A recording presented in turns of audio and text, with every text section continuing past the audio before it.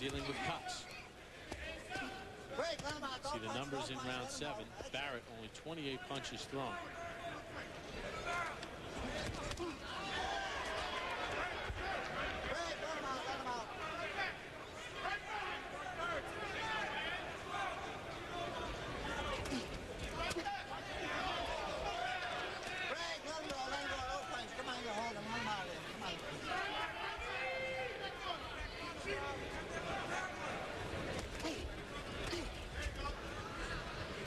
Barrett making the wrong choice of weapon. Looking to throw the big punches, the short punches. That means he has to get close to throw those punches like that. And that means that the shorter Wiggins can get into punching range. Teddy has it 67 to 67. I actually agreed with you in the 6th round and made it an even round. Both guys took the round off.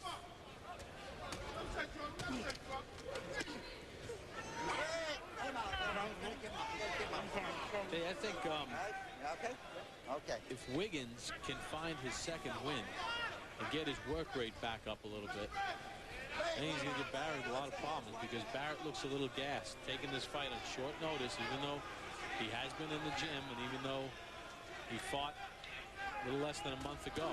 That's true. But Wiggins needs to do that now, Bob. Yep. Because if he allows rounds to go by and doesn't pick up his work rate, he will allow Barrett to survive these moments. Uppercut by Barrett, nicely placed. He will not exhaust the fuel supply, the gas tank of Barrett. And then Barrett can maybe keep himself together down the stretch. Very important for Wiggins when he sees Barrett looking a little tired, as we pointed out.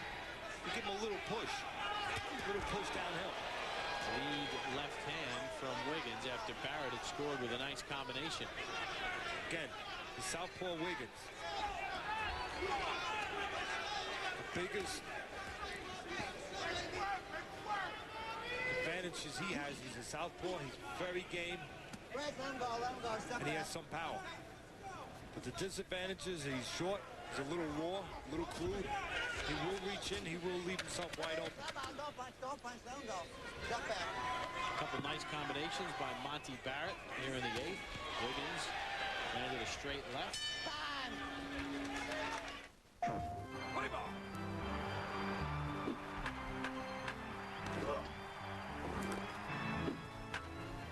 Strike 3, you're out. Safe. Safe. He gets you.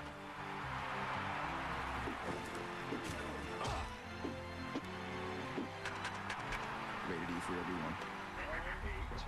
Sports.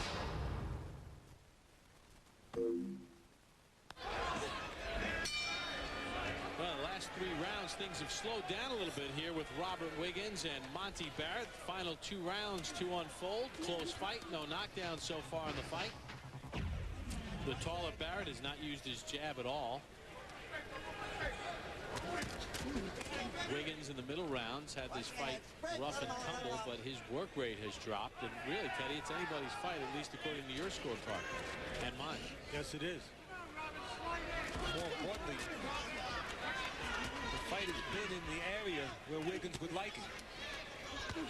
In close, where the shorter, little cruder Wiggins can make up for his lack of finesse on the outside. He can use his strength. He can sometimes do that. Catch Monte Barrett as he steps out. You and I both have Barrett by a point. Right hand, but a lot of that hit the shoulder of Barrett. Bounced off the shoulder and into Barrett's head. But what's even allowing him to do that is Barrett is in close where he doesn't belong, being the taller man. He's in close, and then from in close, he will stand straight up, pull straight out, and then Wiggins, who throws long punches, will catch him on the way out. We've said it many times here on the air, on this air, that when you're the taller man, if you use that height on the outside, punch at the right distance, control that outside, that height can be an advantage. But when you're the taller man and you let your opponent get in close, being the taller man can be a disadvantage. There's a lot of target for the shorter man to land. Good short right hand there by Barrett. Punching inside the wide punch of Wiggins. Wiggins will give you opportunities. He will create offense for you. He will throw wide and give you a chance to throw inside those wide shots. There he threw a heck of a forearm. Looked like a fullback.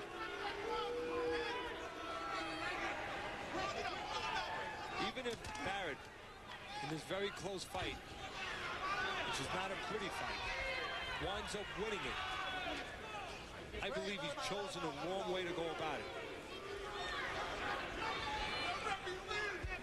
He's on the inside. That was a good uppercut, but when he's inside, he's giving up his height. Good uppercut again with the shorter Wiggins coming straight in.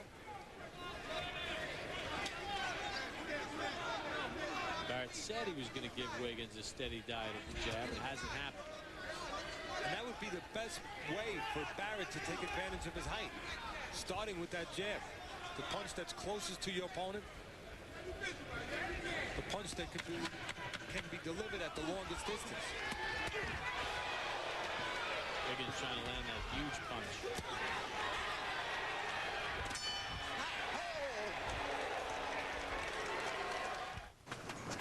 Look, Steph. It's adorable. Hi there. What kind is it? It's a mix, actually. Part charcoal, part gas. Does it do any tricks? Yeah. Actually, it switches from gas to charcoal in just a few seconds. Listen, Steph and I are having a party tonight. Why don't you stop by?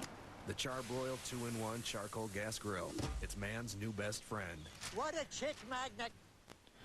10th and final round for Robert Wiggins and Monte Barrett. Bob Papa, Teddy Atlas. Friday Night Fights presented by Miller Lite, your boxing authority. Teddy, you know, we keep talking about how Barrett has not used his jab effectively at all. He's not even thrown his jab a lot.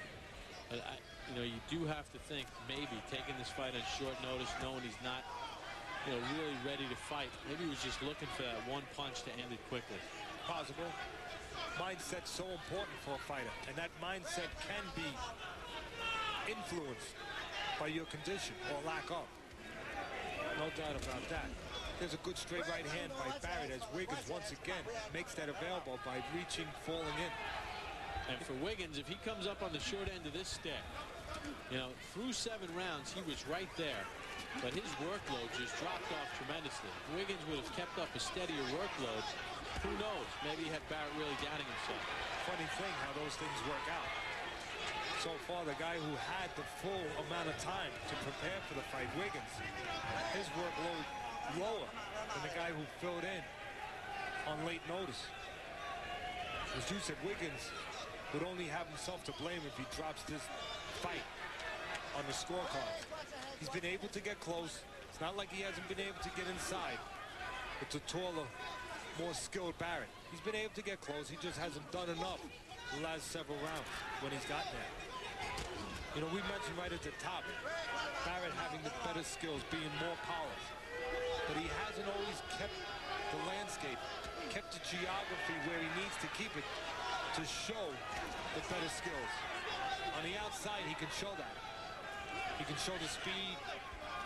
He can show the better form of punches. In close, Wiggins can take that away from him. Make it a roughhouse fight. Make it a fight where skills don't mean as much. Final minute. Let him go.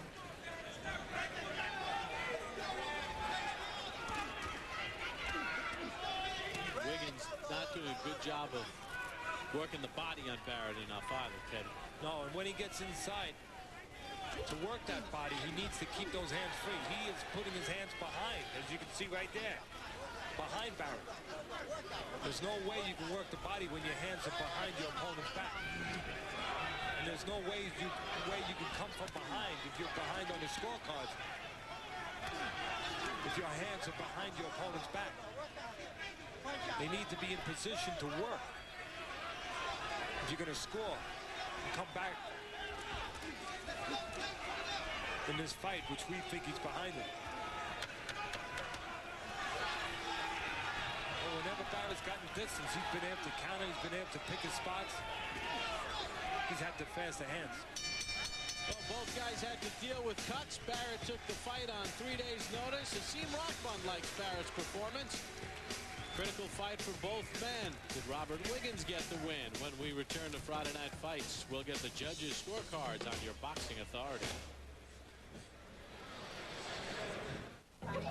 There's only 2 ugly people in the world, and your mama's both of them. You know your mama's so fat she stepped on $1 and made change. I heard your mama's so ugly, she robbed the bank with no gun, just stuck her head over the counter and say, put that money in that bag. Stick 'em up. Stick 'em up. Timing was a little off. Oh, timing was a little off. Timing was way off. You're not funny. Tell it over a great tasting, less filling Miller Lite. It's Miller time. Nervous about foot odor and wetness? Get Odor Eater's foot powder and kick the problem. Odor Eater's powder gives protection on demand. Even kicks out heavy-duty odor and sweat.